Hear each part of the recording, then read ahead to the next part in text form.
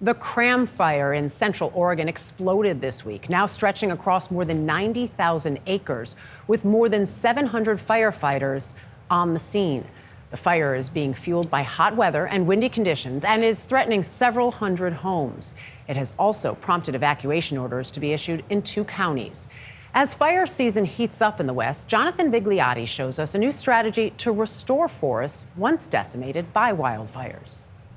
In the heart of Oregon's Fremont-Wainema National Forest, crews are going to new heights to harvest a precious commodity. I've gone apple picking, I've never gone cone picking. We're looking for the ripe cones at the top of the tree. Using lift operators and climbers, Brian Kittler with nonprofit American Forests showed us how his team hunts for pine cones in a new battle against deforestation. The more that we lose forest, we're losing our clean air, our clean water, our ability to remove carbon from the atmosphere and address climate change. The threat, the West's unprecedented breed of megafires, which, fueled by climate change, have destroyed more than 33 million acres since 2020, around the size of the state of Arkansas. Matt Castellan fought fires until 2018 before scaling up trees to save them. In your time fighting fires, did you see a change in fire behavior and just how extreme these fires had become? Yeah, 100%. When I started in 2000, a large fire was 20,000 acres. And, in the end of my career, we burned that in a day. If nothing is done to restore these forests after a fire, what happens to them? So we're looking over here at the Berry Point fire, which was 2012. There's basically no live trees and there's no natural regeneration happening. It's a vicious cycle. Fewer surviving trees means fewer pine cones for humans to pick and plant.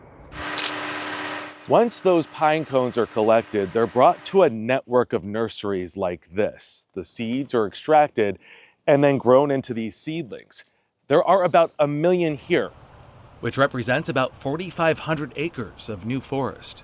It's something that takes all lands and all hands to come together.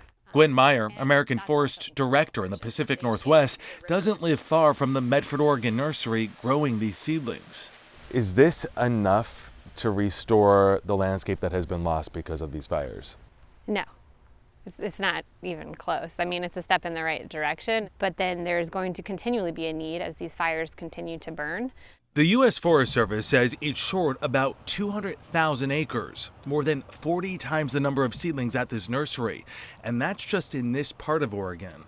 The warming environment also means fewer seedlings will likely grow to maturity, which takes about 20 years. It's become much more arid, hotter and drier. One of the consequences of that, it can push trees towards the edge of what they can physiologically tolerate. These seedlings here... Brian Riatini is a geneticist with the U.S. Forest Service. The changing climate poses a problem, but with it comes an opportunity.